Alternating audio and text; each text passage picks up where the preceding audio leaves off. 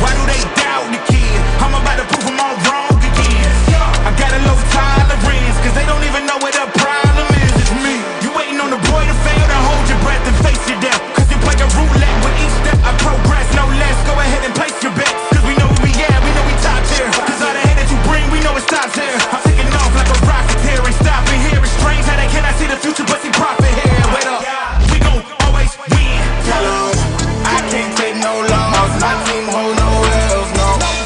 Aiming for the top, can't make it by myself. Welcome. Welcome to Brett Breaks Things. It is Monday. It is Monday, and I'm a lucky guy. I'm a lucky guy. I'm glad I have a platform to say that. I'm a lucky dude. I got Scotty over here willing to work with me. We don't make anything. Dude puts his heart and soul in this, support his family. I'm lucky. I got an audience who shows up every day to listen to what he helps put together and what I kind of struggle through every day. I got an audience. I'm lucky, man. I live in a country where, for now, I'm allowed to express my opinion, express my, disagreement with the way our country's being run right now. I'm a lucky dude. Lucky dude. I got friends. I got family. I got a beautiful wife, an amazing family. I got friends, some of whom I beat, like Scotty, in my fantasy championship this year. And now, man, am I a lucky dude, man. I got the Chicago Bears in the second round of the playoffs. Oh, man. You know, I love Ed, but he was flailing. He hit me with like 6 straight emails. Boom, boom, boom, boom. He was all over the map. He was like, you know what? Congratulations. Next email, you guys still suck. Then he's sending me songs, all sorts of. Ed's flailing. I'm sorry, Ed. Not that sorry, though. Bears haven't had a playoff win in 15 years. We haven't beat the Packers since 1941 in the playoffs. We won 7 games this year with 2 minutes or less on the clock, and we were losing. That is an NFL record. My Chicago Bears are going to the second round of the playoffs. I'll stop right there. It's been an amazing season. Very lucky. Very lucky. Now, I want to jump right in. Going to non sequitur. Yesterday, in our coverage of the Renée Good murder and some of the fallout, some of the legal implications for Mr. Ross, the ICE officer who committed the murder, we got into a lot of it. And when we were examining the film that we had, Scott said first, and I agree with him, where's that cop's footage? Where's the footage from that cop's phone? Okay, let's quickly do it. We've got that footage. It has been released. So let's take a look together. At that footage. All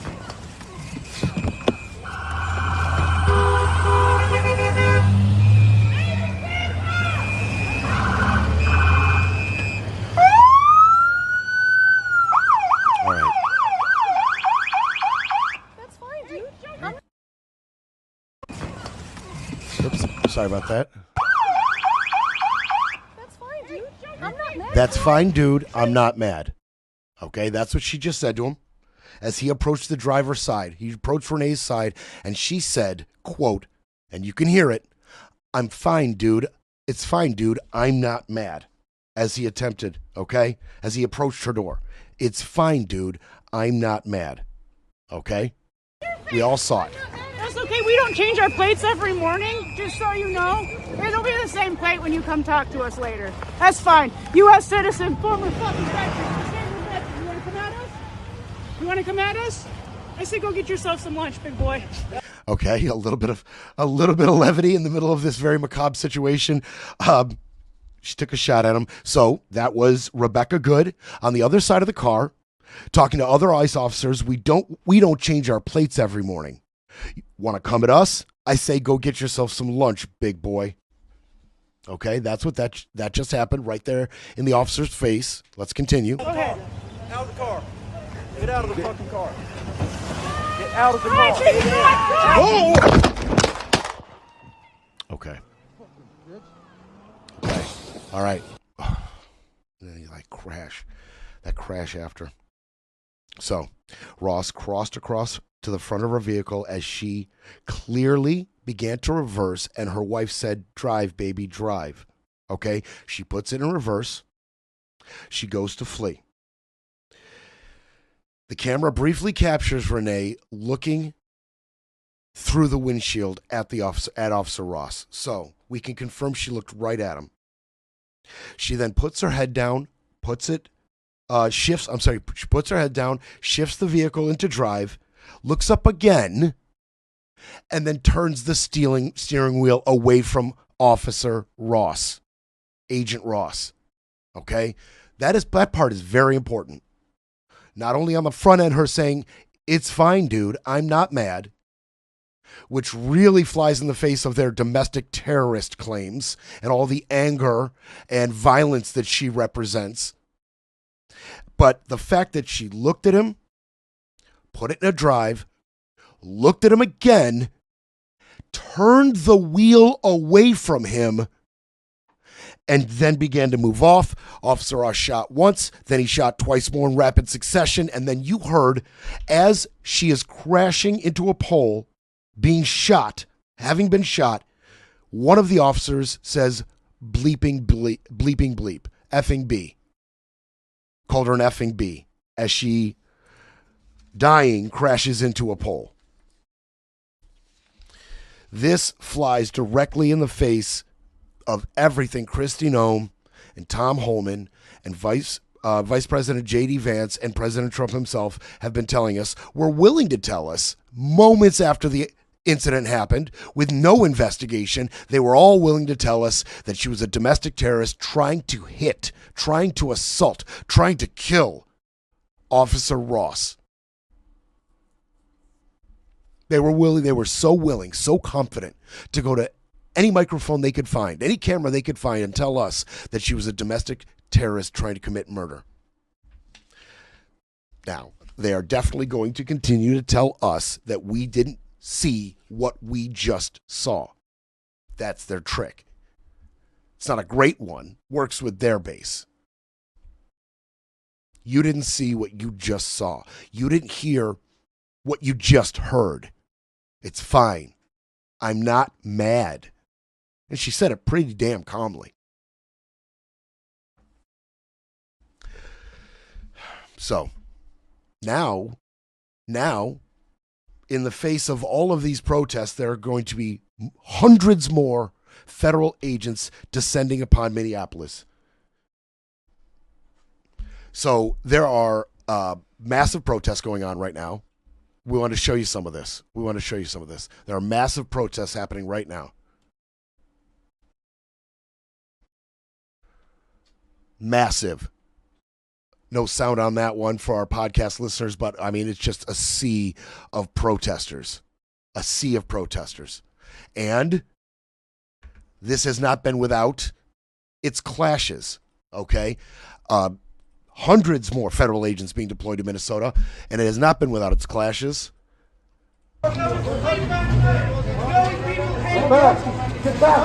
Officer pushing, now attacking, physically assaulting.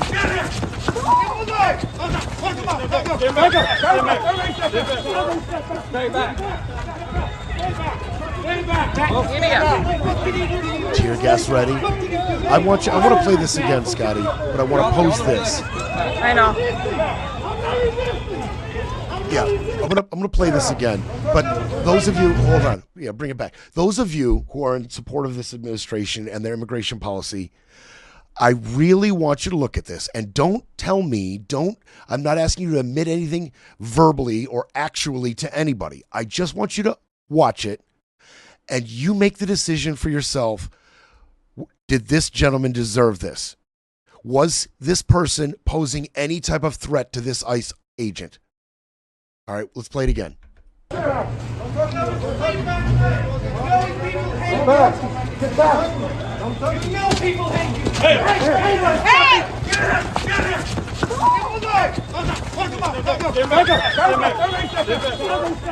God, what country do we live in right now? Good Lord. Tear gas ready for anybody with a sideways glance.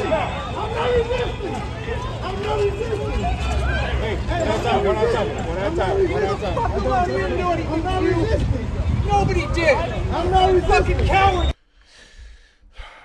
From my vantage point, and again, this is just one libtard's perspective, right?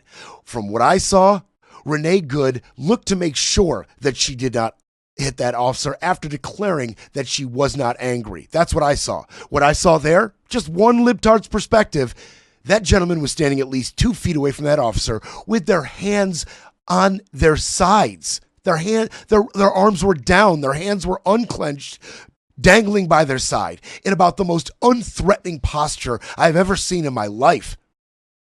The officer had to cross a considerable amount of space just to assault the man. And when he did assault him, the man turned and tried to flee, offered no resistance, no fight, just tried to get out of the way of the violence that descended upon him. That didn't look like America. That did not look like America. That looks like footage that I would have expected our administration to play while vilifying the Maduro regime. Or Iran, which is popping up in the news cycle again. I expect that from Iran or Venezuela or some other third world dictatorship. Not America. Not America. But you know, Trump's always got something to say. He had a lot to say. We got a lot to bring you today. He had a lot to say about this stuff, these protests. Disrespectful of law enforcement. The woman and her friend were highly disrespectful of law enforcement. You saw that. They were harassing them, were following for days and for hours. And I think, frankly, they're professional agitators. But just disrespect. And I'd like to find out, and we are going to find out who's paying for it. But just disrespect. With their brand new signs and all the different things. But these are professional agitators, and law enforcement should not be in a position where they have to put up with this stuff. What that woman and what her friend and what their other friends were doing to law enforcement, not just ICE, law enforcement is outrageous. Do ICE officials anymore? Can you tell? What you just heard out of him was, it was specific. It was dialed in. What he just said is now part of this overarching effort. And it's a narrative that they're going to run with a specific goal that multiple people are going to tell you about and all get you on the same page. Okay, there's Trump talking about their professional agitators, and we're going to find out the source of their funding, is what he begins to talk about, right? He also talked about the cops' immunity. Let's talk about Mr. Ross's immunity. You really need title, as they say in the Los Angeles. You're on Minneapolis. Your administration has advocated for absolute immunity for the ICE officer who shot Renée Good. How do you define absolute immunity? What does that mean?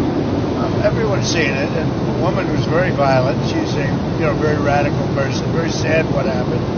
Her friend was very radical. Go and drive. For the officer, absolute immunity. How would you define that? Well, I'm going to let the people define it. But immunity, you know what immunity means as well as I do. So that officer should be back on the force? People can't be treating law enforcement that way, whether it's ICE or Border Patrol or our police and men and women. You can't do that. Very violent. Domestic terrorist. Immunity, you know what it is. Our president's willing to say Renée Good was a violent domestic terrorist. She had her dog in the car. How many terrorists show up to some place that they're going to terrorize with their dog? Oh, wait, I know, Scott, I know. The dog was a terrorist too, right? He had been trained to be able to smell racism and attack. He's a highly trained domestic terrorist, that dog. Yeah, because we've seen countless examples of terrorists bringing their pets to the scene of terror. So he's tying in funding, right? This overarching conspiracy, defrauding to pay for domestic terrorist agitators. They're spinning it. Here it comes. It's all going to spin together for their narrative.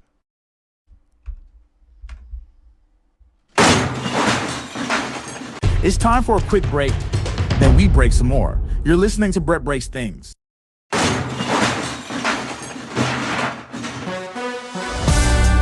Now back to Brett Breaks Things, smashing spin, silencing the noise, and keeping it all facts, no fluff.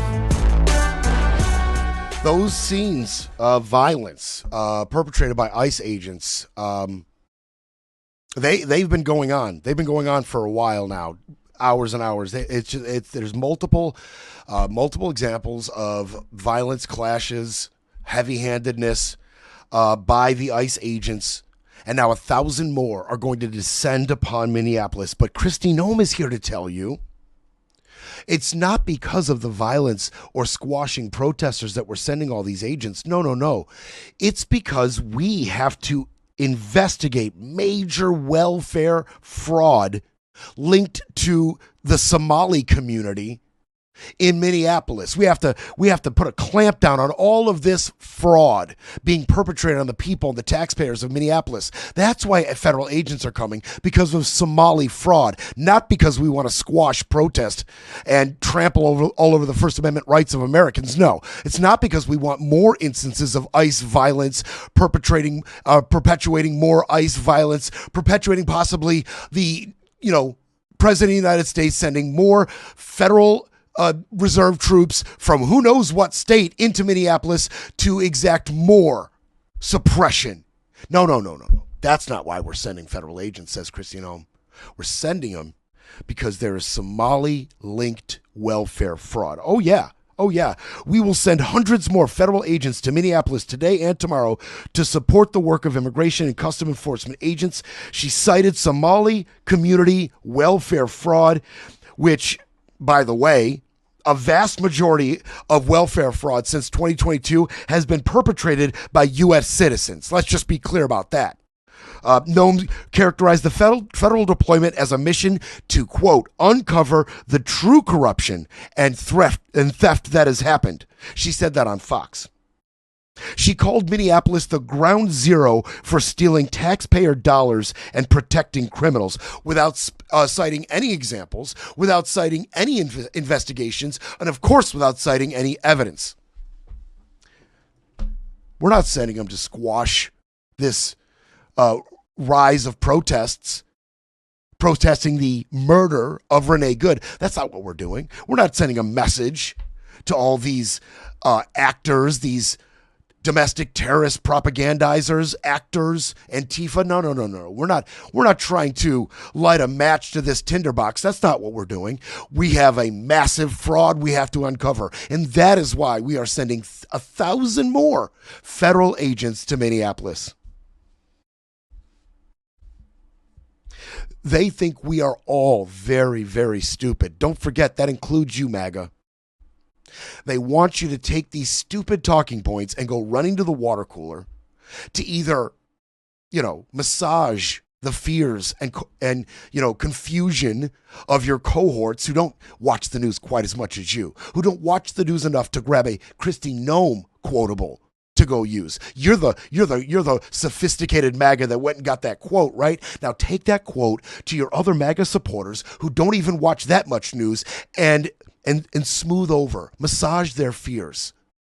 Tell them that they're not seeing what they think they're seeing. Give them the ammo to go defend yourself, to shoot back against these liberals with all their facts and their reality when they attack you and confuse you and cause cognitive dissonance. Kristi Noem's here to give you the talking point. We're not trying to inflame things. We're not trying to squash the First Amendment right of protest. We're trying to uncover massive fraud and save the taxpayer money. That's what 1,000 more federal troops are necessary for. Yeah, Scotty. There was a story that came out last week in the New York Post about the one of the ringleaders of one of these fraudulent pandemic relief funds in Minnesota. Her name is Amy Bach, and Amy is a Caucasian woman.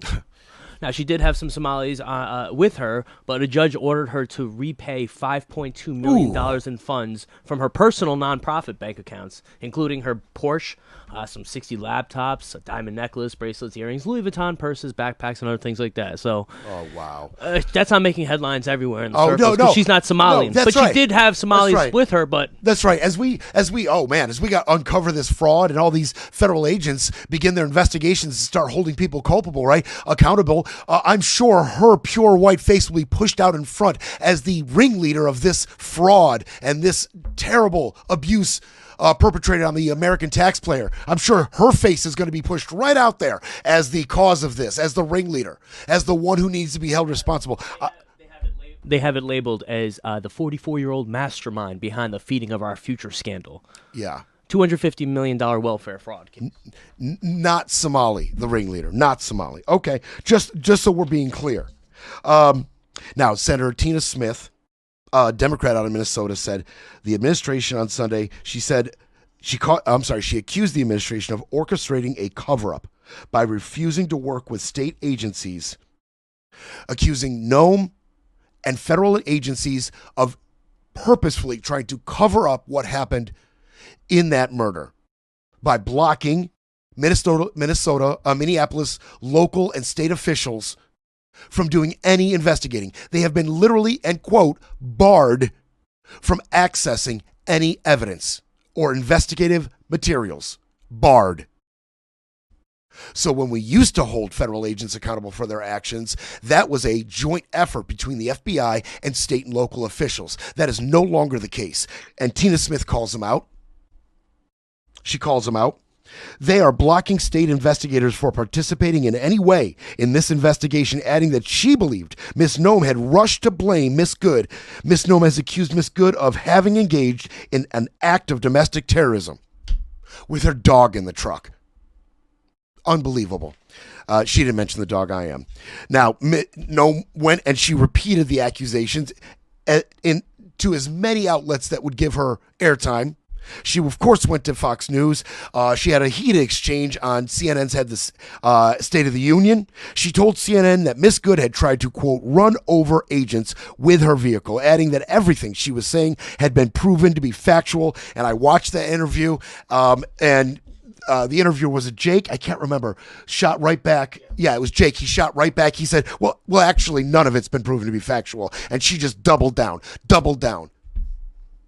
She will not be slowed down by reality or video that's conclusive or facts or evidence. She will not be slowed down. Their propaganda machine, their spin will not be slowed down at all by reality.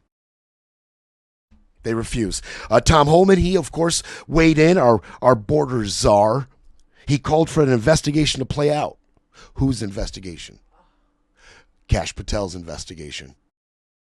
He wants us to wait for the, just so professional and transparent investigatory arm of Kash Patel's FBI. Because that's how Kash Patel gets down. Professional and transparent. It's pathetic. It's right in our face. They tell us we're not seeing exactly what we're seeing. You barring state and local officials from investigating in any way so you can do whatever it is you feel you need to do to protect your dear leader and his policies, Mr. Patel. We see it for what it is. And again, I'll just say it. We expect possible tampering of evidence, withholding of evidence. I'm not mincing words.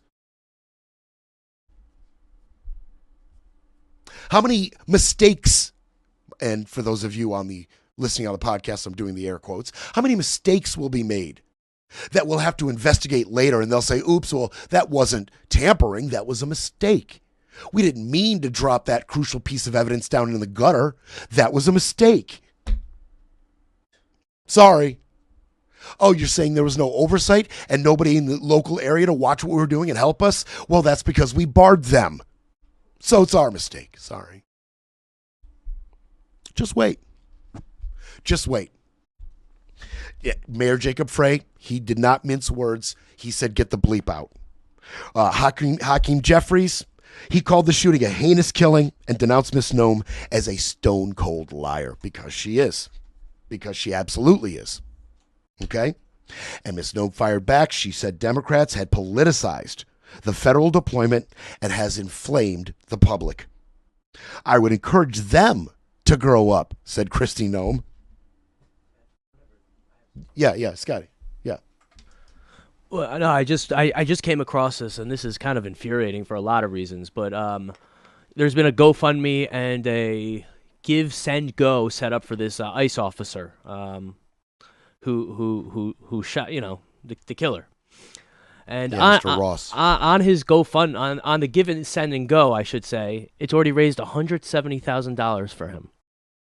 And what's most infuriating about this, as I was reading the description of our Stand With Our Brave ICE Hero, on the fourth paragraph it says, but this didn't happen in a vacuum. It's a direct result of anti-American traitors like Minnesota Mayor Jacob Frey, and in parentheses it says, who is Jewish, fanning the flames of resistance. I don't know what he being Jewish has to do with him fanning the flames or anything else like that, but it's like... And the fact that it's $170,000 already, and Megyn Kelly sent money to it, it's been posted out by Liz Collins, who's a senior reporter at Alpha News, a right-wing outlet. Yeah, well... I mean, the grift is so... and this guy's on paid leave. What the hell does he need $200,000 for? I mean... You ask why I mention he's Jewish, because the only group of people that would give money to somebody like this, in correlation, they are the people that hate Jewish people. Period. That is why you would attach this Jacob Frey's being Jewish to any attempt to make money. We all know why. We all know why. And Scott, I'm so glad you mentioned that, because I just want to pose this question. Why is MAGA so damned excited about this murder? She is a white U.S. citizen. This should be the worst case scenario for MAGA, who support this immigration policy, who support this heavy-handedness by ICE. Of course we expect them to be fired up with any dead brown people or any incarcerated brown people or brown people whose rights have been trampled. Of course we expect them to be super fired up about that. But why is MAGA, and when I say they're fired up, you should see some of the discussions they're having online. I mean, they have prioritized triggering the libs so far above everything else that you would think that they hold dear. Why are they so fired up about a dead white U.S. citizen at the hands of ICE? They were not this fired up when Ashley Babbitt got killed. They didn't support it. They were pretty damn pissed when white U.S. citizen Ashley Babbitt was killed while she was engaging with a sea of MAGA Trump supporters literally breaking into our Capitol. She was with them inside federal property, trying to break down a door while a cop was getting crushed, and she paid the ultimate price for these actions. MAGA was not excited about that. They were pretty pissed about that dead white U.S. citizen, woman. But this one just frosts over their nips. They're just so damned excited. They're $170,000 worth excited about this killing. Why? We'll be back to break it all down. You're listening to Brett Breaks Things.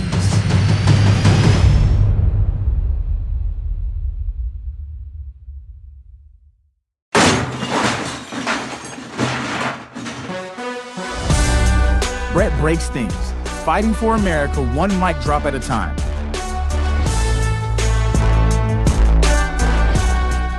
So, we've got this immigration policy, which in 2025, the ICE detention population has absolutely swelled.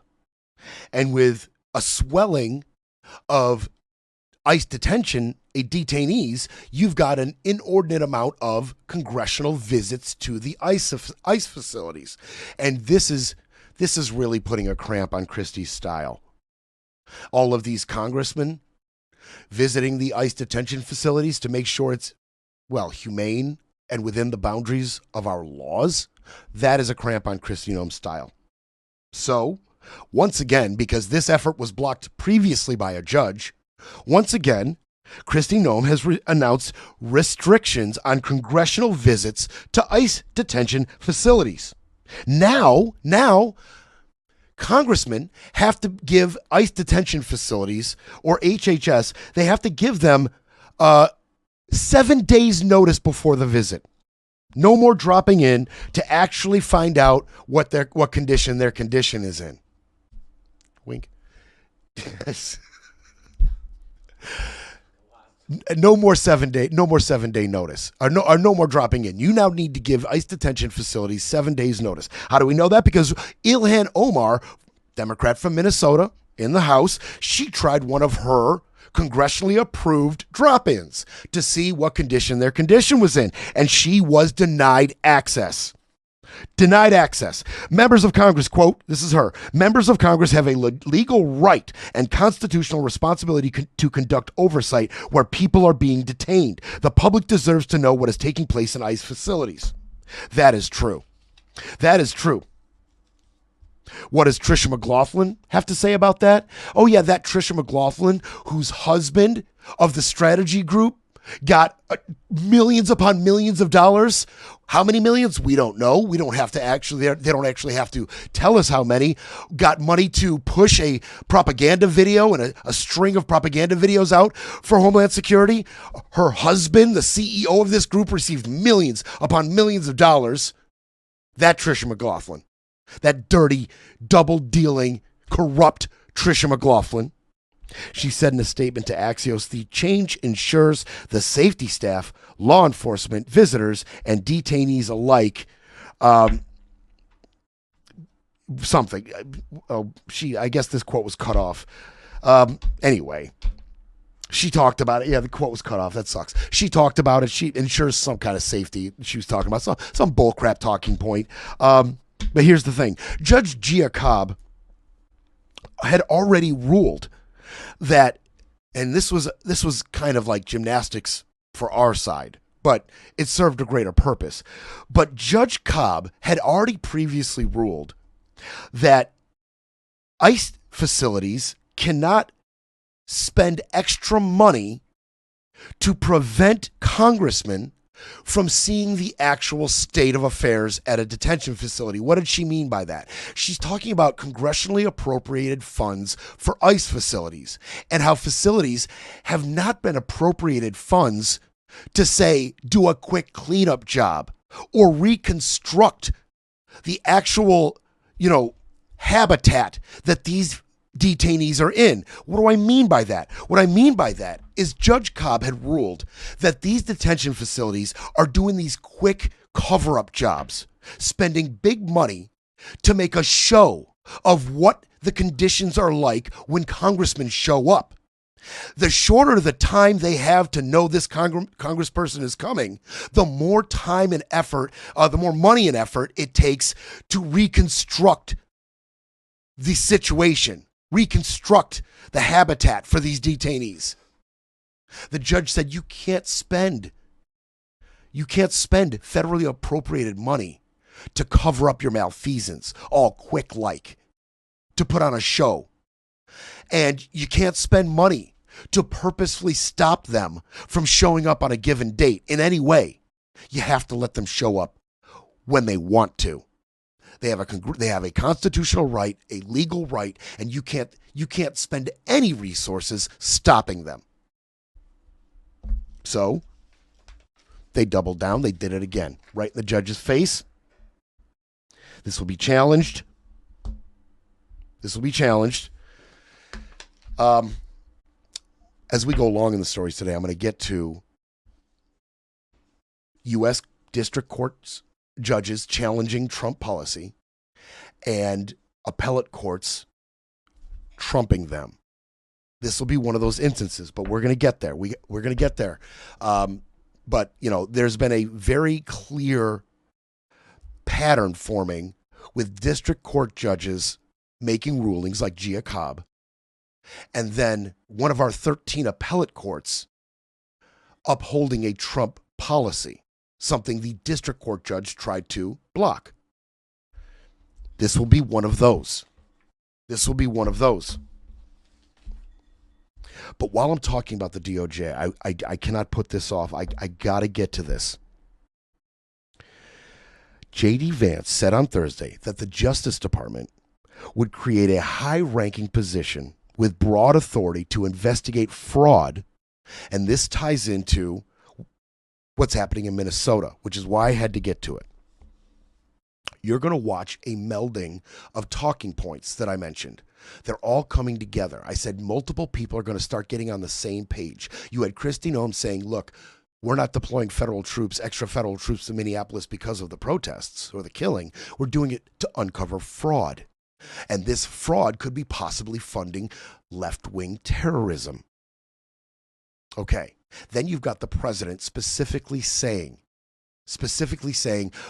we have to find the funding of left-wing domestic terrorists like Renée Good. She's an actor, part of a concerted effort. We have to figure out who that is. And now you've got J.D. Vance on the back end talking about a brand new DOJ position to uncover fraud. This position will be directly supervised by J.D. Vance and President Trump. We're talking about a DOJ senior official who will be directly overseen by our president and vice president. This is exactly what our checks and balances, our Constitution, our laws have tried to stop from happening. It's no longer veiled. There's no more cute wording about what Trump wants leading directly to what Pam Bondi does. They screwed up with that little email, that little text, right, that he put up over Truth Central. Indict him now. He is guilty, right? That was supposed to go to Pam. They were cute. They were dancing around it. It was inferred. We were guessing. Those days are over. The DOJ is an arm of the executive branch now, period. The DOJ is being run by the White House, period. And this new position confirms it for everyone.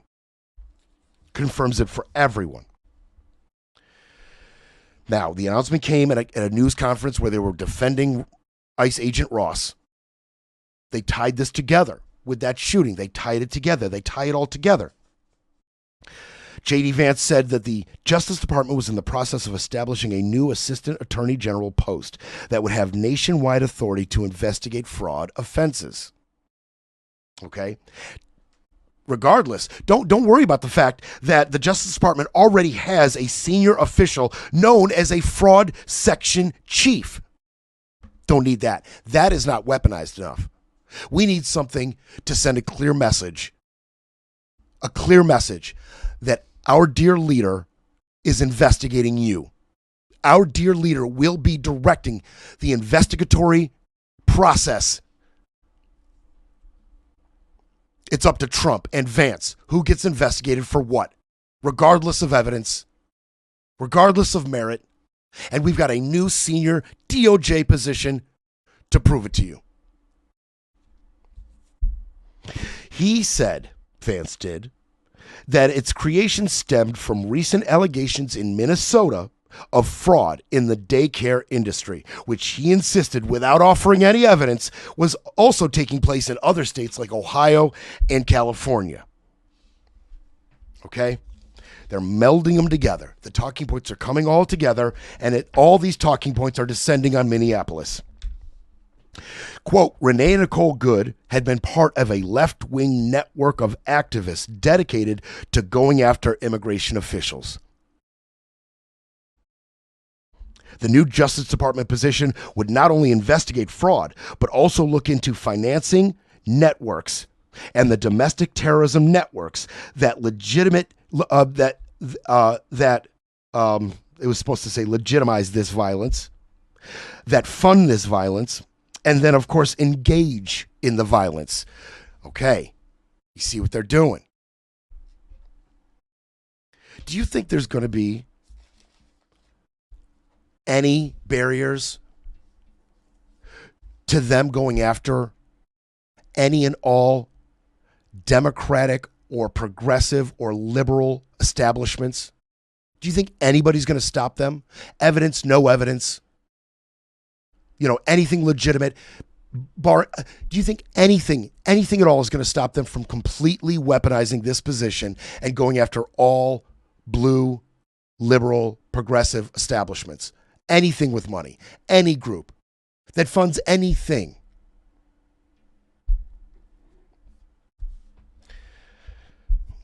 This is the scary stuff. This is the scary part, okay? They already promised you they were going to coordinate all arms of the government, all arms, all branches, anything that has surveillance power, investigatory power, anything, any type of intelligence from our CIA, FBI, ICE, CPB, DEA, all of it will come together. They promised you in investigating this domestic terrorism and the funding of it. The government coming together, using all of its intelligence gathering apparatus and ability to target the funding of left-wing domestic terrorism.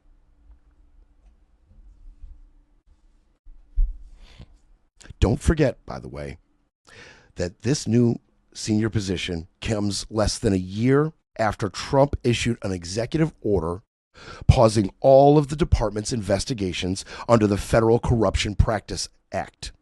Okay, that law governs fraud investigations into bribery by U.S. businessmen.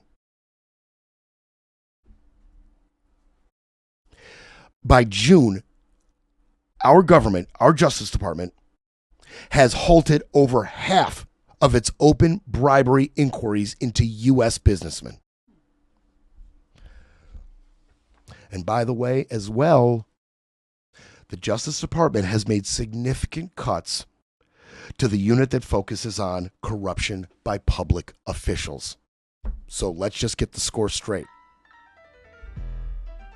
We're cutting anything that has to do with bribery by U.S. businessmen and corruption by U.S. officials. That has to stop. But what has to get ramped up is investigations into left-wing domestic terrorism.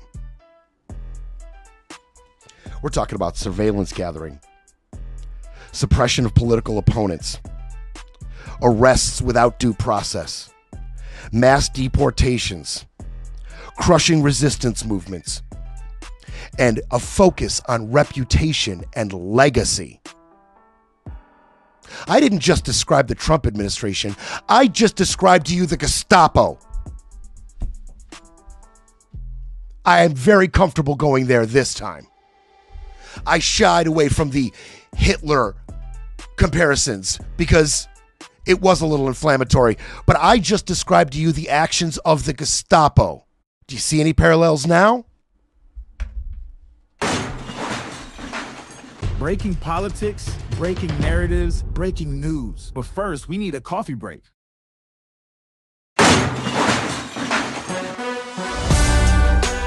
Brett breaks things, where the stakes are high and the truth still matters. All right. We got too much to get to, so we're going to keep it moving. I'm definitely going long today, for sure. Also in the news. This has been making news. This hit the headlines as it should. This is kind of prominent in the news cycle right now.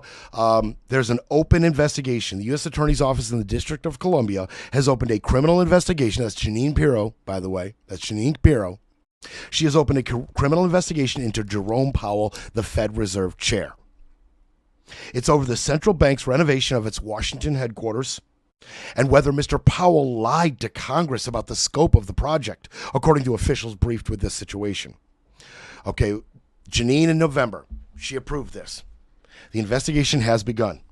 Okay, now the president has threatened to fire Fed chair. He's just flat threatened to fire him. Okay, you know that. He was nominated by Trump in 2017. And Trump is threatening a lawsuit against him related to the $2.5 billion renovation. He's threatening a lawsuit. So he's threatening to fire him, which he can't do. He's the one who appointed him, and now he's threatening to sue him. Okay. All right. We are definitely going to dig into this. There's a lot to dig into, and the details matter here. And that's exactly what I'm going to bring you is the important details of this. Okay? Trump said, I've got the perfect person to replace Jerome Powell as the Fed chair. Replace Jerome Powell as the Fed chair. He's talking about Kevin Hassett. Kevin Hassett, his top economic advisor, he says is perfect to replace Powell as Fed chair. Hassett is not even on the board of the Fed governors. But Trump wants him as the chair. This dude makes no sense cognitively. He's not there. He's not there. Now, his chairship, Jerome Powell's, his chairship ends in May. But his Fed board governorship runs through 2028. Now, and he has not publicly said whether he's going to stay on or not after his chairship ends. Okay, he hasn't said yet. A spokesman for Attorney General Pam Bondi, they didn't want to comment. But they did say that Ms. Bondi had instructed her U.S. attorneys to prioritize investigating any abuses of taxpayer dollars. Okay, I want you to put a pin in that. Boom. Taxpayer dollars. Abuses of taxpayer dollars. Now, starting an investigation is one thing, okay, but proving this and securing a grand jury indictment is a whole nother matter, as this DOJ has found out, right? As we have gleefully detailed here on this show, indictments of two top targets, Comey and Letitia James, recent re-indictment charge, they've just been failing one after another after another. Every time they try to re-indict Comey or James, they are failing. They are failing. You know, the DOJ may be highly weaponized and vindictive, but that doesn't mean grand juries are. And they're finding that out, and they're going to find that out with this one. They can't even get an indictment. They haven't even tried to get an indictment for Schiff yet. In the face of all these defeats, they're not even trying yet to get the indictment of Schiff. I'm thinking they're hoping that their failure in this matter starts to shuffle its way down the public interest, and they won't be seen as the losers that they so clearly are. And hopefully this whole Schiff indictment nonsense will maybe go away, even though Trump himself just could not stop banging that drum. But they're not even trying with Schiff anymore. Not even trying. Pirro has been in contact with Mr. Powell's office multiple times to secure documents and other evidence on the renovation project. Okay? Some people are saying things about this. Trump is always saying stuff. Powell responded. Let's hear Jerome Powell's response. Okay? This is important. Good evening.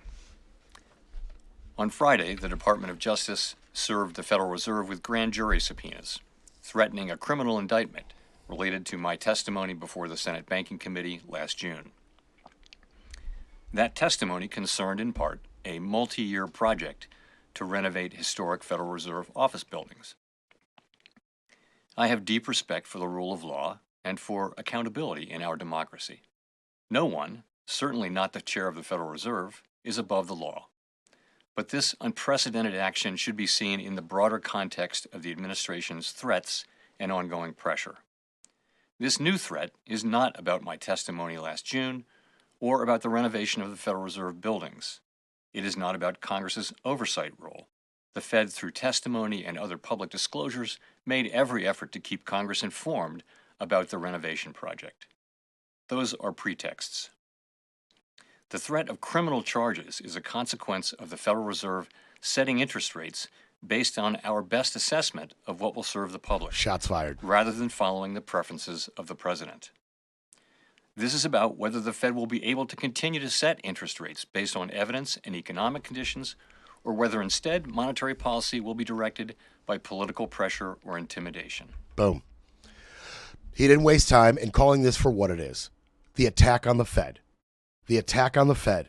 He called it right out. How do we know it's an attack on the Fed? Even Senator Warren, she calls it right out. They're calling it right out. They don't want you to get lost in the verbiage of President Trump's attacks on him, and we'll get to that.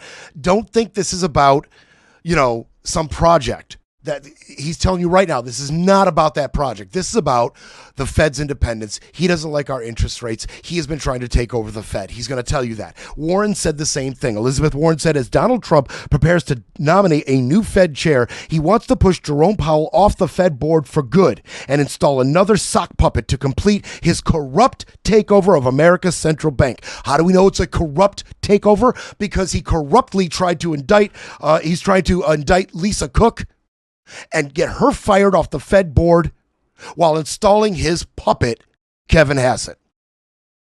So Warren's calling it out exactly what it is. Powell's calling it out for exactly what it is. But I want to hear from Tom Tillis. Tom Tillis, who told us that any rebuke of Trump's policies coming out of the Senate is not a rebuke on Trump himself. It's a rebuke on Republican leadership. That is what he told us. Okay? So what does Tom Tillis, who is a member of the Banking Committee, have to say now in the face of a Powell indictment, possible indictment, investigation right now? What does Tillis say now? He vowed to oppose the confirmation of any nominee for the Fed, including any coming chair vacancy, citing reports of subpoenas. Quote, if there were any remaining doubt whether advisors within the Trump administration are actively pushing to end the independence of the Federal Reserve, there should be none now. It's now the independence and credibility of the Department of Justice that are in question. Well, who are you opposing now, Tom? You're going to go ahead and tell me that's not an anti-Trump sentiment? What are you going to tell me, Tom? You're going to tell me that's an anti-DOJ sentiment? That's an anti-Pam Bondi? That's an anti-Janine Pirro statement he just made. What do you think, we're stupid? That's as anti-Trump's agenda as you could possibly get coming out of the Senate. From a guy who told you rebuke of Trump policies isn't anti-Trump, it's anti-Republican leadership. That's you, Tom. You telling me that's not anti-Trump? That's as anti-Trump as it gets. And so it also made Scotty and I think, well, what if Powell does step down in May and he's facing an indictment? And Tom Tillis and others block an appointment to Fed chair. What happens then? First, it goes to the vice chair. Then it goes to the most senior member of the board. Well, the vice chair is Philip Jefferson, appointed in 2022. That was under Biden. And below him, it looks like Michelle Bowman would be the most senior member. So just in case we're looking down the road, trying to figure out what this would look like if Powell does step down in the face of an indictment and Senate fails to confirm a new chairhead and a new board member, this is what it would look like. I also want to be very clear about this. The renovations broke ground in 2022. They're set to be completed in 2027. Okay? They're estimated to be $700 million over budget. The project is modernizing the Mariner S. Eccles building that's on Constitution Avenue and parts of it, and another building that's adjacent. But I want my audience to be clear. When they go to discuss this, I want you to be very clear. These decisions on renovations are the board's decision, okay? Powell as Fed chair sets the agenda, okay? He pushed for the renovation. He set the agenda, but he is just one equal vote among the other governors. And specifically, Powell does not hire contractors, have anything to do with the design, have anything to do with the schedule. And most importantly, Powell himself has nothing to do with the budget. None of the budgetary decisions are under his purview. He sets the agenda and he votes with everybody else. So when Powell himself tells you that this is not about a renovation, it's about Fed dominance, believe him. You don't think Trump doesn't know these facts about what Jerome Powell's responsibilities within the Fed are?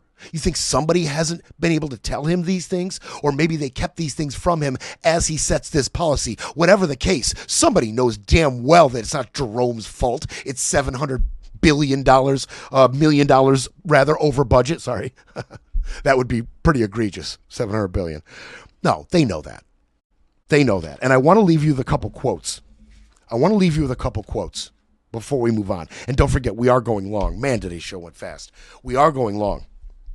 Lisa Murkowski, Republican, what did she have to say? After speaking with Chair Powell this morning, it's clear the administration's investigation is nothing more than an attempt at coercion. Let's do it again. Boom. Let's circle. I didn't do it. Coercion. That wording sets the ground. Coercion is the one thing that the White House is not supposed to be doing with the DOJ. Coercion. There is to be none. There's supposed to be no coercion. She used that word specifically. Specifically, if the Department of Justice believes an investigation into Chair Powell is warranted based on project cost overruns, which are not unusual, then Congress needs to investigate the Department of Justice. The stakes are too high to look the other way. If the Fed Reserve loses its independence, the stability of our markets and the broader economy will suffer. My colleague Tillis is right in blocking any Federal Reserve nominees until this is resolved. So that is two direct shots at two major portions of this administration's policy and actors. We're talking about Kristi Noem being threatened to be impeached and an investigation into the DOJ being threatened by Lisa Murkowski. An extension, Tom Tillis. That doesn't mean nothing. That's the type of talk that means something. That's the type of talk that really gets the Republicans thinking about the midterms. And I'm going to leave you with this. As far as Mr. Kevin Hassett, the guy who's not even on the board at the Fed, but Trump wants to be our new chair, he sounded off. And I want you to listen to these liars lie. I want you to listen to this spin. I'm going to leave this segment with this. Kevin Hassett said, I guess the question is, if you think the building cost $20 billion or $10 billion, do you think at some point it's appropriate for the federal government to investigate? And it seems like the Justice Department has decided that they want to see what's going on over there with this building that's, massively more expensive than any building in the history of Washington. And if I were Fed chair, I would want them to do that. Quote, I think it's really important to understand where the taxpayer money goes. There it is. That's what you take to the water cooler. If you're MAGA or a Republican loyalist and you hear that Jerome Powell is under investigation and you want to make it make sense, or you want to do the gymnastics, or you want to spin it so you can take it to the water cooler so it's not so obviously corrupt, there's Hassett telling you, MAGA, they're stealing taxpayer money. Of course the DOJ wants to know what's going on with that. But here's the thing. The funds used for Federal Reserve operations, including the headquarters renovation, are not taxpayer money. It is self-funded. The Fed self-funds the renovations through interest earnings on its portfolios of U.S. Treasury securities and other assets. And any overrun, any profit they make from these securities goes into the U.S. Treasury. Not only are they not stealing your money, they're giving you money, America. Hassett has no problem to come out and lie. It's time for a quick break, then we break some more. You're listening to Brett Breaks Things.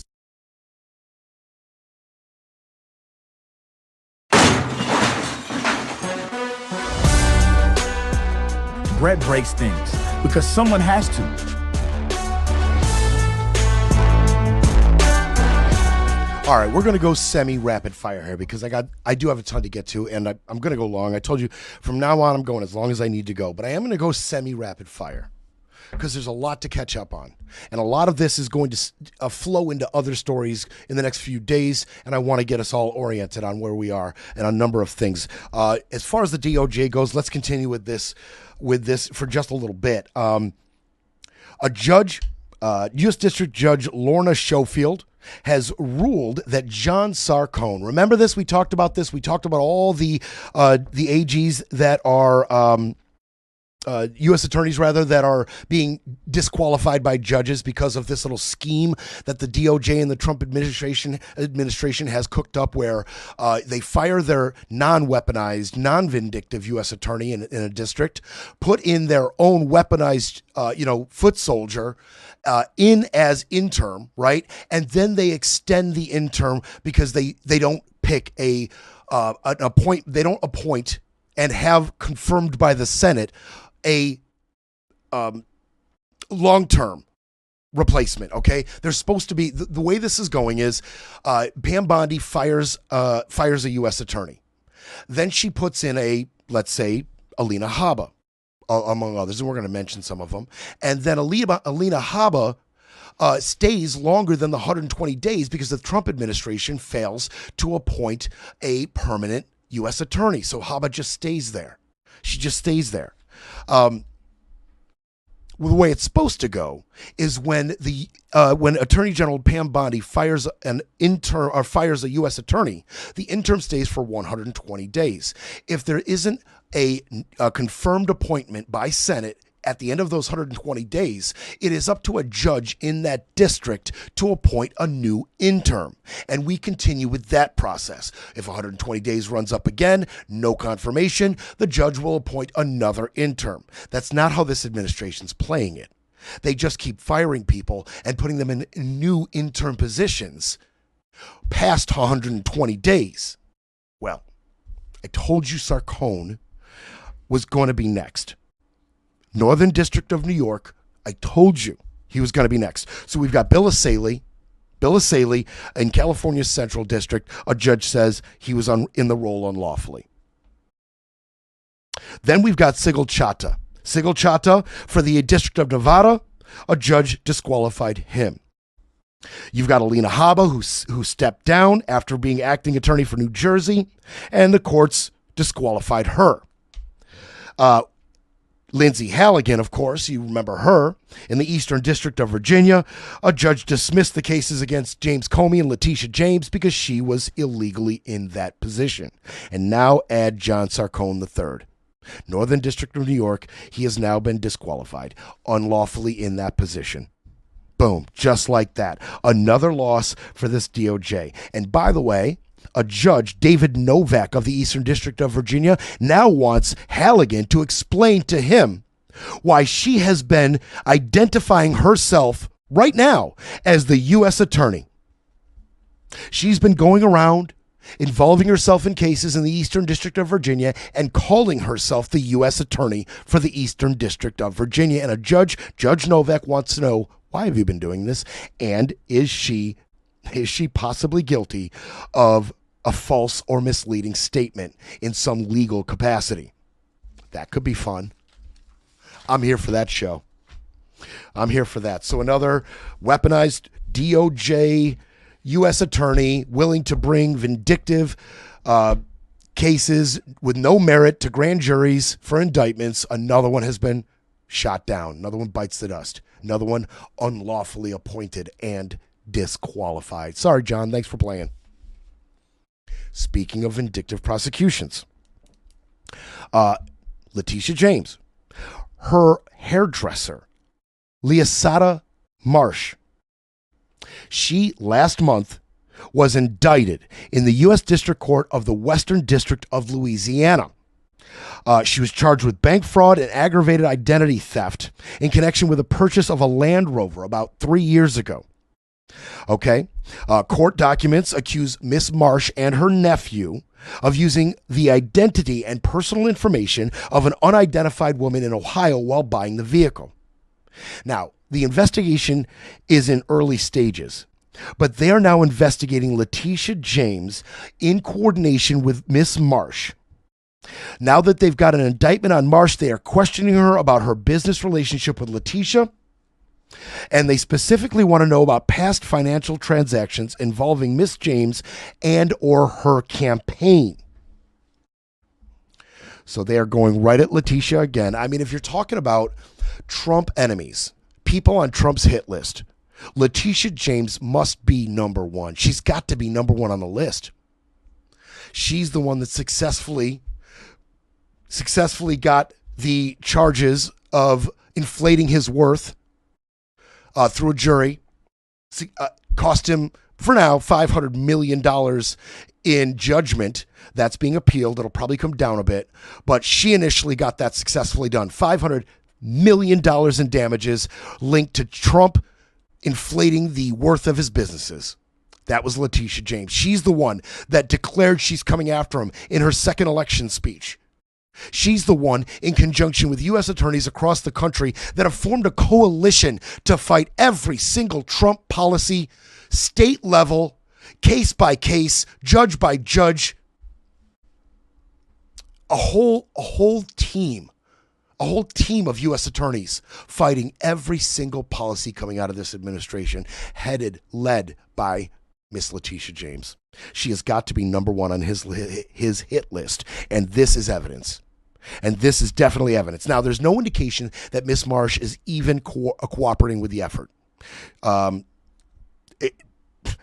She has yet to enter a plea, and there is no indication that she's cooperating. Not only is she not talking, her lawyer's not talking. And not only is her lawyer not talking, the Western District of Louisiana is not talking. All declined to comment. Who is talking? The hardest working lawyer in Washington, Abbe Lowell. What did Abbe Lowell, Miss James's lawyer, Letitia James's lawyer, have to say? He, of course, beautifully sums it up as he always does. He said in a statement that the new investigation reflected frustration with the string of failures in carrying out President Trump's political vendetta. He characterized the prosecution of Miss Marsh as an attempt to, quote, shake down people based on their association with Miss James. Like their earlier attempts, this attack on Miss James is doomed to fail. The desperation of those working for Trump is palpable and makes indelible the stain already put on this Justice Department. I love it. Not only do I love that he is absolutely willing to, in no uncertain terms, call this administration out, I love that he is absolutely right about this doomed to fail. I guarantee you they don't get a grand jury indictment on James through this. And he's right about the stain on the DOJ after failure, after all of the failures, failure after failure after failure. But I do want to say this. On the heels of Abby's statement, don't forget what Ed Martin told us, our weaponization czar, in that comically ironic position that Ed Martin finds himself in. Don't forget what he told us. He told us that it's not about a conviction. It's not about the merits of an indictment. It's about the pain. It's about the public embarrassment. It's about expenditure of capital, expenditure of money to defend themselves. It's about fear of future indictment. Not just Letitia James' potential fear, but every Trump opposition, every Trump detractor, nemesis, villain, anybody who opposed Trump in any capacity. It's about their fear as well. You could be next. Not just a talking point. You could actually be next. Look what's going on with Miss James. You think failing a few times is going to stop us? They got nothing but money and time. They got 3 more years to try to get her indicted. At least. Just keep that in mind. Our weaponization czar. He already told us what this was really about. It's about pain and exacting revenge. He called himself the retribution president. You can see it in stuff like this. New York, California, Colorado, Illinois, and Minnesota. 5 blue states.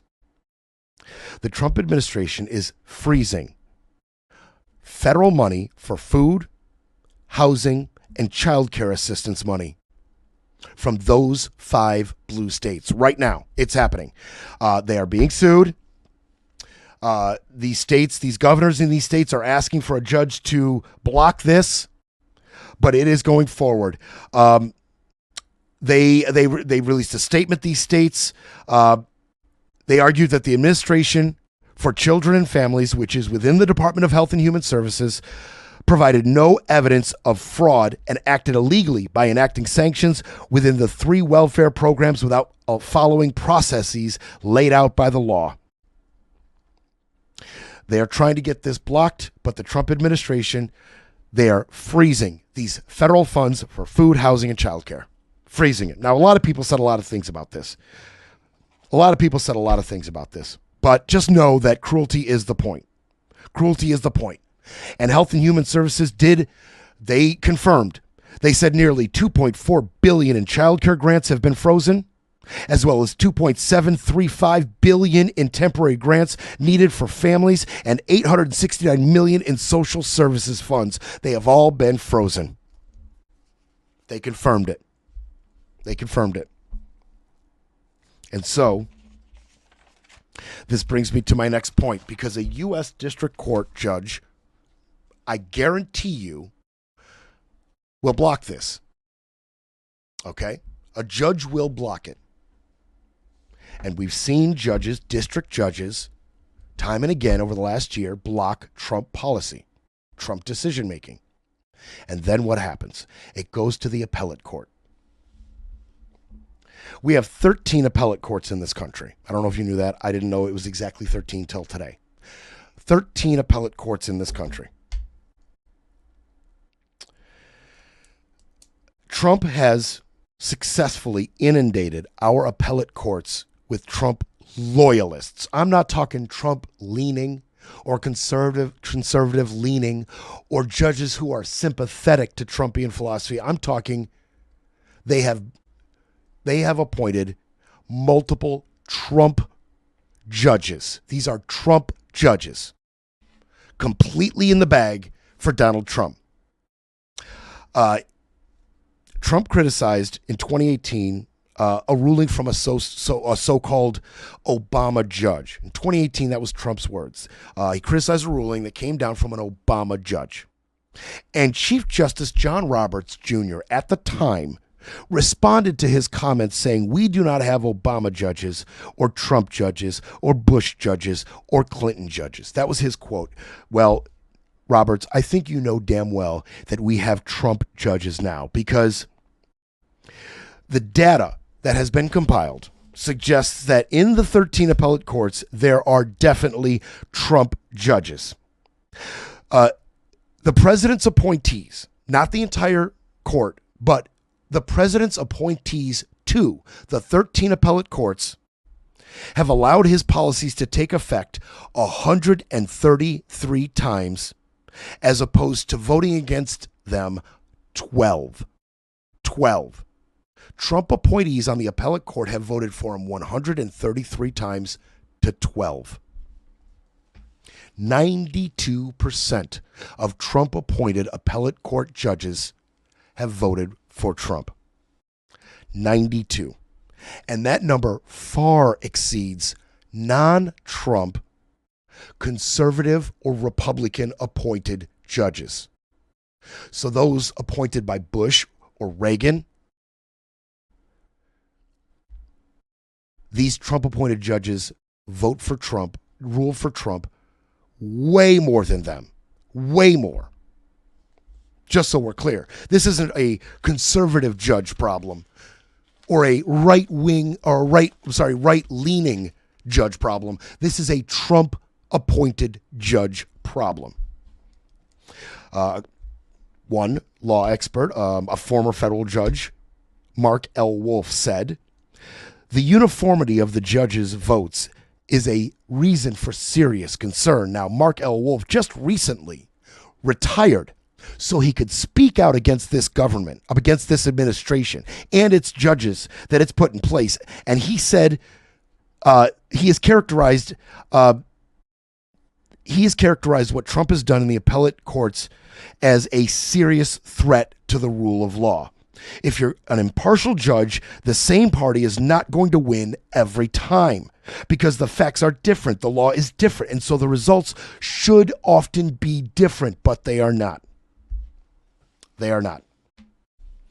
Trump appellate court judges have allowed him to deploy the National Guard wherever he wanted.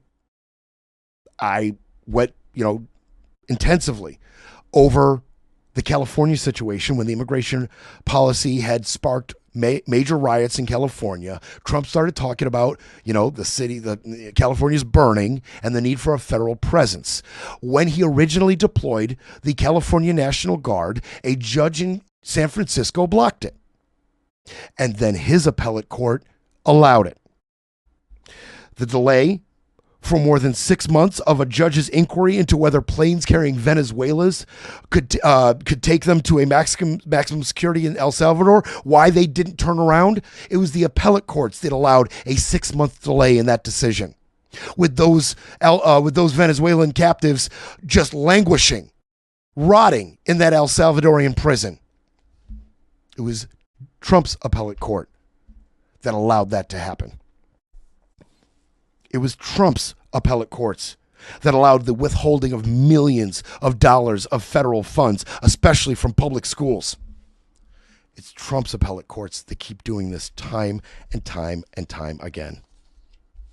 I've got the numbers here. How often appeals court judges vote in support of Trump's policies? Trump-appointed appellate court judges vote 92%, like I said, for Trump policies. Those appointed by Bush, 75%. That was HW. Those appointed by Reagan, 69%. And those opposed by W. Bush, 56%. And those appointed by Democrats, the appellate court judges we're talking about now specifically, appointed by Democrats, Obama appointed judges rule for Trump 30% of the time. Clinton appellate court judges 28% of the time, and Biden judges 25% of the time.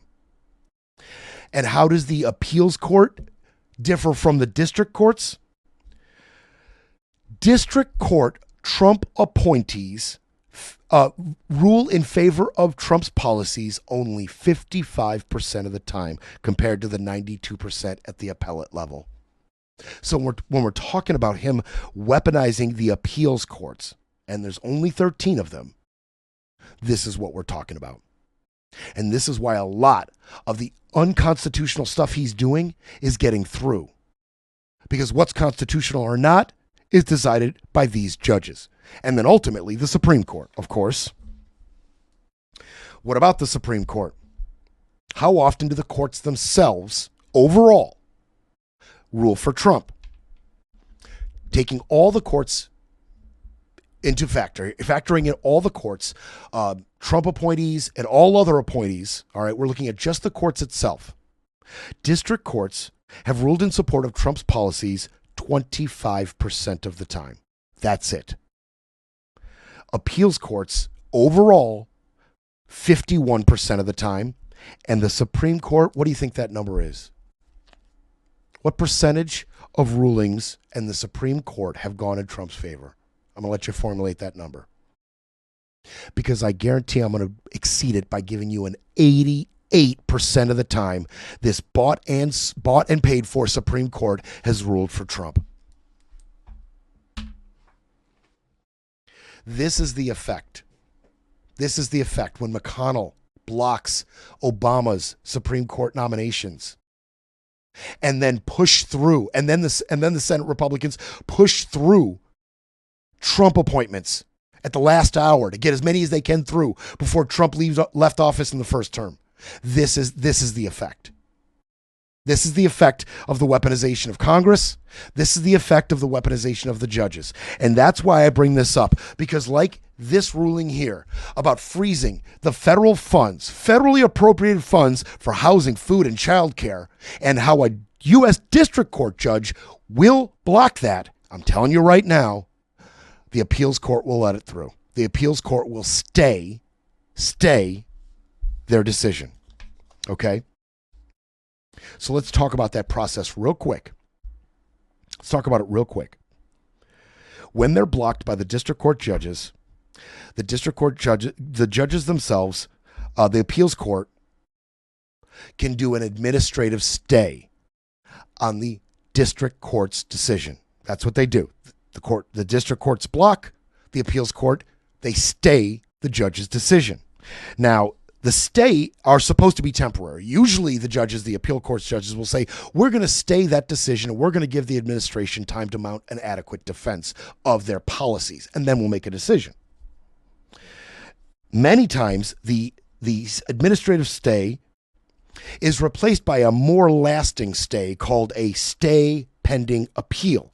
And then after that, they make a final ruling. Well, here's the numbers on that. Trump's nominees have sided with him consistently across all the levels of ruling. These nominees. They have voted 97% with Trump on administrative stays.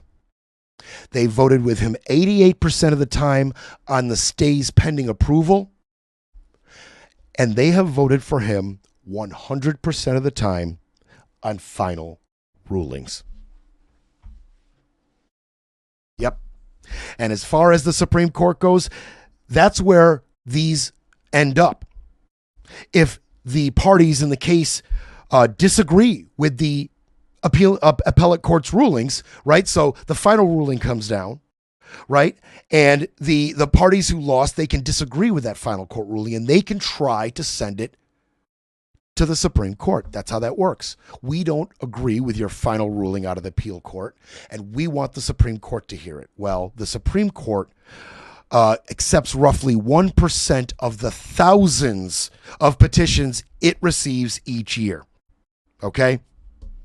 And that means that really, these rulings depend on the appeals court. What I'm telling you is Trump has weaponized the right judges, the ones that really, really matter. Okay?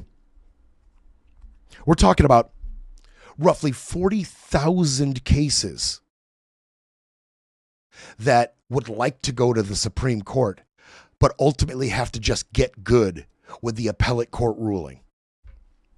That's a lot of power. That's a lot of power handed to weaponized Trump-supporting judges. It's a lot of power. It's a lot. He appointed 54 appellate judges in his first term and another 6 in his second term. And I just want to leave this particular topic with this. When you talk about Washington specifically, the U.S. Court of Appeals for D.C. Circuit, they have 3 rock stars of Trumpian policy that have safeguarded this administration's policies. Judge Gregory Costas, Naomi Rao, and Justin Walker. When it comes to this court, this appellate court, they have jurisdiction over federal matters in the Capitol. Federal matters they have jurisdiction over, and they have voted 75 times in favor of this administration and only 3 times against. Of course, those 3 judges, they refused to respond to comment. Of course they did. Of course they did. Now I'm going long. I'm just going to keep it rolling. I'm going to roll right into it. I told you I was looking forward to this oil executive meeting with Trump over drilling in Venezuela. We're just going to non sequitur right into it, okay? They had that meeting. And there's a few things to bring you from that meeting. One is Trump is completely losing it. The dude is in serious cognitive decline. Watch this display. This is pathetic. Most respected oil and gas executives in the world to the White House. It's an honor to be with them.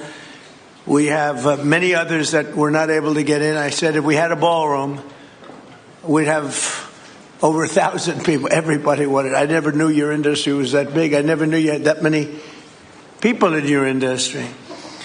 But here we are. And if you look, come to think of it, well, I got to look at this myself. And there he goes. Now Donnie's just wandering. Just wandering. Wow. What a view. This is the door to the ballroom. By the way, you can't really see much through that window he's looking through. Unusual time to look, but I figure we might as well do it. If the fake news would like to go back and take a look, you can, but you'll see a very big foundation that's moving. We're ahead of schedule in the ballroom and under budget. It's going to be... Blah, blah, blah. So in the middle of this meeting with these oil executives, he just gets up, wanders over the window, and starts talking about his beautiful ballroom. It's unbelievable. Oh, and there was more hijinks. You want to see cognitive decline? Watch this. And I'll give you a little play-by-play for you people on the podcast. Watch this. Trump's talking. All right, thank you. And then Rubio writes him a note and hands it to him. You're going to do very well. I think really very well. Marco just gave me a note. Go back to Chevron. They want to discuss something. Go ahead. I'm going back to Chevron. Oh, my God. Oh, my God. Oh, my God. So he's babbling. Rubio tries to get him back on track by saying, get back to Chevron. And he reads the note, Rubio, get back to Chevron. They want to say a few things. Good luck, Marco. Good luck, bud. This is a hell of your own making, Marco Rubio. Serious cognitive decline, this dude. Just reads the note out loud. You can't hand Donnie a note. Come on, bro. So he talked about $100 billion in investment from U.S. oil companies, right? He said they can't wait. Before the meeting, he said this. They can't wait. And Chris Wright, our energy secretary, he had things to say. I want you to hear from him. He had some things to say. Let me ask you about Venezuela. Yes. Where you have been very focused and very central to the president's policy. The president said that Venezuela now is the United States, the most powerful military in the world, to protect them. To protect them, we will. Is the United States military providing security guarantees for American companies? We're not doing that right now, but what he means is we're changing the game for what's happening in the ground in Venezuela. Venezuela has purchased $20 billion of Russian weapons. They got Cuban mercenaries there. They supply oil to Cuba. They harbor the Hezbollah's headquarters for the Western Hemisphere. Venezuela has been a very dangerous, very destabilized place going down the tubes. And with the United States' influence now by controlling the sale of their oil and therefore the flow of funds into the country, we think we will see relatively rapid change, improvement on the ground in Venezuela. So that is him setting up this meeting. Chris Wright's going to double down with Trump, and he's going to try to, massage the fears of these U.S. oil companies. And by the way, he's right about massive money going from Russia and China to Venezuela in defense. He's right about Cuban influence in the past Maduro regime. He's right about that. But what he's lying about is the U.S.'s ability to stem any kind of violence in that country. Okay, that is him telling the U.S. oil companies, hey, no, your investment will be safe. Look, I'm not Trump. I'm reasonable Chris Wright, our energy secretary, and I'm telling you, we will stabilize that country. There won't be any more violence. We're in charge now. But he cannot promise that. He cannot promise that. And one CEO knows it full well. Now, of the CEOs and the companies that showed up, one was willing to speak afterwards. One was willing to speak. This is Darren Woods, the CEO of ExxonMobil. I want to play you what Darren Woods had to say. With respect to Venezuela in particular, we have a very long history in Venezuela. In fact, we first got into Venezuela back in 1940s. We've had our assets seized there twice. Ooh. And so you can imagine to re-enter a third time would require some pretty significant changes from what we've historically seen here and what is currently the state. If we look at the legal and commercial constructs and frameworks in place today in Venezuela, today it's uninvestable. And so significant changes have to be made to those commercial frameworks, the legal system. There has to be durable investment protections, and there has to be a change to the hydrocarbon laws in the country. We're confident that with this administration and President Trump working hand in hand with the Venezuelan government, that those changes can be put in place. Yeah, he'll say that on the back end. But that is Trump getting declined. They don't want to go to the dance with you, Trump. You told all your friends, no, I'll get Exxon to go to the dance with me. I'll show up at the ball with Exxon on my arm. And you went and you asked Exxon, and they said, nope, not interested. That's what you just heard from Darren Woods. Uninvestable. Serious changes need to be made. The commercial framework, the legal system, protections. It's a no, Donald Trump. It's a no right now. Don't forget, Exxon, they're out $1 billion in what they were owed from the Venezuelan government. They have been robbed of $1 billion, not robbed of oil.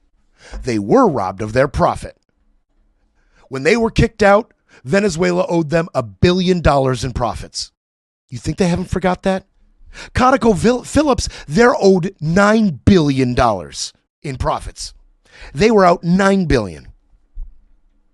Now I ask you, do you think the heads of the other companies who were at that meeting, the major heads, the big boys, the ones with the capital to do this, the ones with the infrastructure, the equipment, the technology, the ones with experience with Venezuela, their oil production, the type of oil they have, the big boys, do you think the big boys are watching Darren Wood's statement and thinking, oh, Darren's a moron. He's a moron. We completely disagree with Darren. We think this is a good venture. We think it's legally sound. We think the financial framework of Venezuela is hospitable to what we want to do. We think there won't be any more violence. Or do you think he is echoing the sentiments of all the big boys? Yeah, you're seeing it right. You're seeing it right. Now, ConocoPhillips didn't come out and say anything like that. Chevron didn't say anything like that. Citgo didn't say anything like that, although Citgo won't, because they're now owned by Trump's biggest donor. We talked about that story. Yeah, Shell. You think Shell? You think the CEO of Shell thinks Darren Woods is a moron and doesn't know what he's talking about? This is a no. I told you it would be a no. I told you that these companies weren't coming to meet with Trump. It was Trump coming to meet with them. And it's a no right now. And Trump's feelings have been hurt. He doesn't get to go to the dance with the pretty girl, the popular girl, the girl he wanted on his arm. Not yet. He got a no from them. So, of course, in true Trumpian fashion, he lashes out. Companies make commitments to you, sir? Have any oil companies made commitments to the United States after your meeting on Friday, sir? Yeah. Which have Exxon, I don't want to say. No, I didn't like Exxon's response. We have so many that want it. I'd probably be inclined to keep Exxon out. I didn't like their response. They're playing too cute. You just heard what you thought you heard. Trump asked Exxon to the dance. Exxon said no, and then Trump went and told his friends, oh, she's ugly. I didn't want to go with her anyway. That's exactly what just happened. We'll leave Exxon out. And he said, oh, some companies want to do this. Yes, a few companies did express excitement over the prospect. The little fish. The little fish. Jeff Hildebrand of Hillcore said he would heed Trump's call. Thank you for your great, tremendous leadership in protecting the interests of the Western Hemisphere, blah, blah, blah. And little fish like Josu John Imaz, the CEO of Repsol, a Spanish company. He told Trump that the firm is pumping 45,000 barrels a day and is prepared to scale up in the coming years. In Venezuela, the little boys, the little fish, the little players, the ugly girls, the unpopular girls, they'll take Trump to the dance. They'll take Trump to the dance. Of course they will. Don't forget, The U.S. oil companies are already pissed at Trump. They're already pissed at Trump. Barrels are selling for just under $60 right now. The lower a per barrel goes, the less money U.S. oil companies make. And Trump is telling these companies, I want it down to 50. They're telling him this isn't even a profitable venture at $50 a barrel. Now Trump's talking about, well, we'll subsidize the PDVSA, the Petroleum de la Venezuela, right? The Venezuelan government's backed oil company. Trump's saying, well, we're just going to take it. We're just going to take it, and we'll pump more cheaper oil out, and we'll flood the American market, and that'll bring the oil prices down. You think U.S. oil companies want to hear that? That is not what they want to hear. They don't want to hear that you're going to take U.S. investment or American taxpayers' money in subsidies to prop up a Venezuelan oil production that is going to lower the price of oil here in the States. That loses U.S. oil companies money. One expert said something I thought was really interesting. Kirk Edwards, an oil and gas executive, he said, it would be like going to Brazil, taking them over for their cattle, and then flooding the American beef market with it. He said, that's the analogy. It's pretty clear. Oh, he went on. He got so hurt. He got so hurt.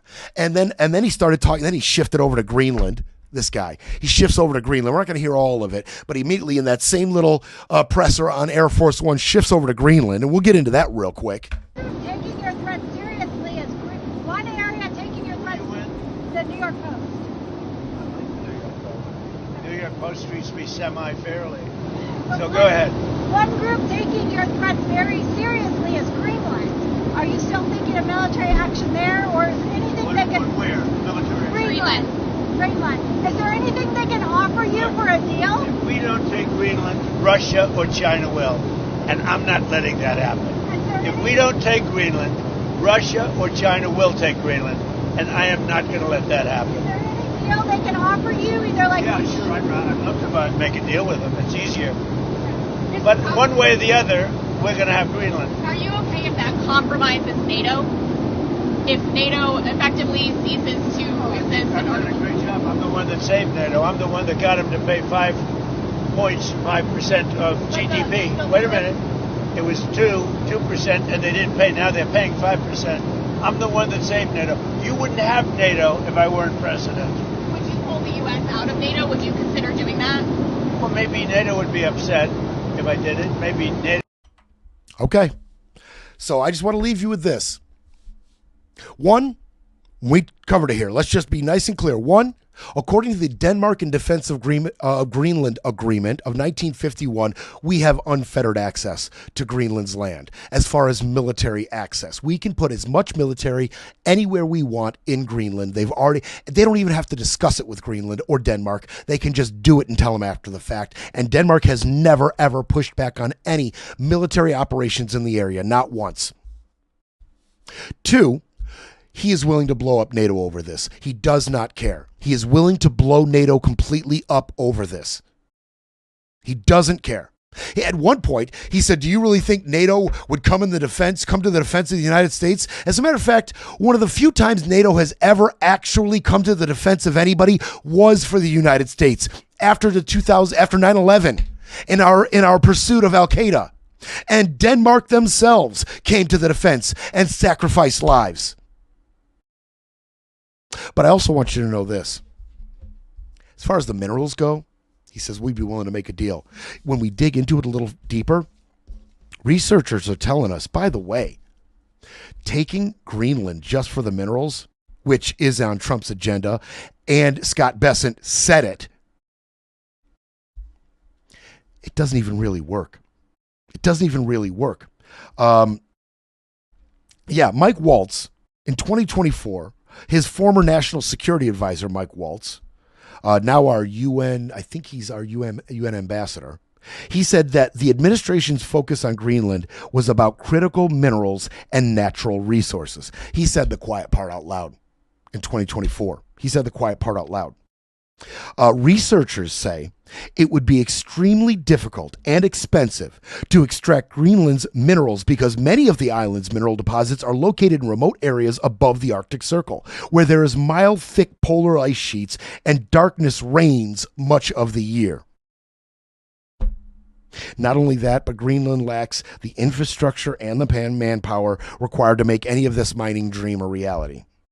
Quote, the idea of turning Greenland into America's rare earth factory is science fiction. It's just completely bonkers. You might as well mine on the moon. In some respects, it's worse. That was Malte Humpert, the founder and senior fellow at the Arctic Institute. Approximately 80% of Greenland is covered in ice.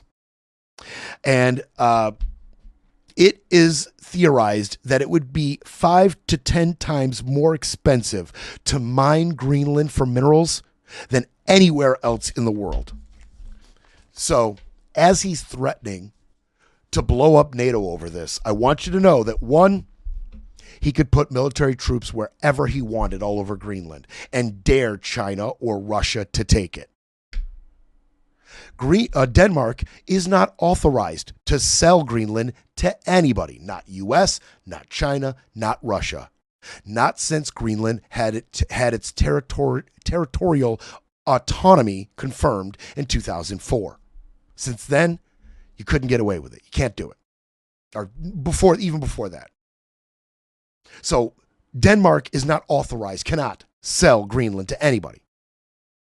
And if your reason for blowing up NATO and taking Greenland is the minerals, researchers and experts in the field are saying that's kind of a non-starter. Yes, it has all of those minerals you mentioned, Brett, palladium, gallium, all of those wonderful minerals. There's a reason why nobody has taken Greenland and tried to extract them. And there's a reason why Greenland itself has not tried to extract them, because it would be 10 times more expensive to even try. Quote, more difficult than extracting minerals on the moon. Okay, just so we're clear on why Trump is comfortable absolutely blowing up NATO. I'm going to be back tomorrow. Thanks for staying with me, kids.